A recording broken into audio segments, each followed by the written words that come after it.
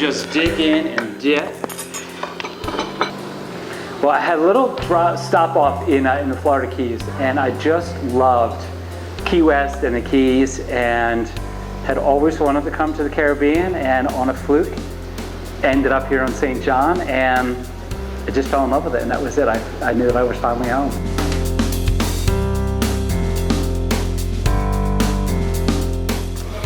I have one couple, this year will be 15 years that I've cooked for them. Wow. Every year that they've been on St. John. And I really thought that it just might be a little part-time thing, and I would eventually go back to the restaurant, but it took off. What do you most enjoy about the private chef business? I think the non-stress. Look at the view that we have right here. And that's, the nicest part of me. I go to great houses with really fun people who love being on St. John. And what a great, way to go to work each day with people who absolutely love being here. And they just let you come in, and I have more people anymore who just say, just cook for us. Here's an allergy maybe or something I don't like. Rather than not, just cook for us, which is really fun for me. So I'll just go to the market, see what's there. I see the fishermen, hey, what do you have for fish? And I build a menu each day from them. I walk out into the garden, I pick what I want from the garden to use for vegetables, all my own herbs, and when things are good, I actually have eggplant and beans and zucchini and tomatoes, but I'm getting better at being, I wouldn't say a farmer, but a gardener. So. Doing the work is something that I really enjoy, but there's an artistic side to it, and then there is that instant gratification. I think it's that, always wanting to be some sort of artist, but couldn't paint, couldn't write, couldn't take a decent picture. And food I found an outlet in it. And I used to watch my grandmother cook, and there was something about, I think, the instant gratification that she got from making everybody happy with what she did. Being in a restaurant my first time, I went, oh my God, these are my people. Restaurant people were definitely unique in the way that we are, and I think we're all kind of searching for a certain thing. And a lot of us just find it in the restaurant world, and I still have the artistic part of it. And I think mixing with people, and so I think it's about having fun too.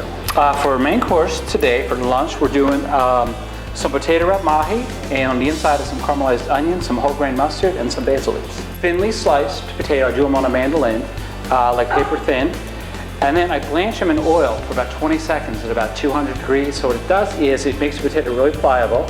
Potato won't oxidize, but it still leaves all the potato starch, so it just sort of naturally will stick together.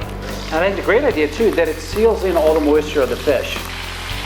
The caramelized onion and the potato and the fish is just such a, oh my gosh, it's like perfect. There's just something about those flavors that work. My board and my counter that I'm working with is just filled with salt, pepper, my dry rubs and all that stuff.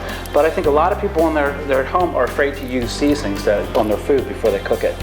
If you season your food before you cook it, it completely changes the way that it comes out. To throw salt and pepper around, that's why I always try and tell people is don't be afraid to use it.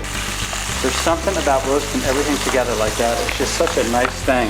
Even though I think, especially like with Taj, we always wanted everybody to feel that table was theirs for the night. But there's still that bottom line where I know I need to turn that table, 2, sometimes 3 times a night.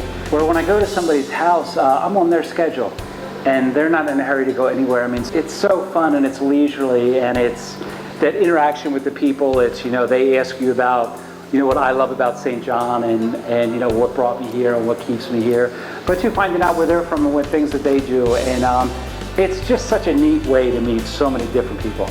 I really do enjoy the guests that I'm with and have a lot of fun with them. And I have people who I look forward to seeing year after year when they come back. And I know when they call and make the reservation that we're coming and they're staying in that same house again. And it's when you pull up that driveway and you see them and they're almost as happy as to see me as I as to see them. It's really been a fun part of it for me.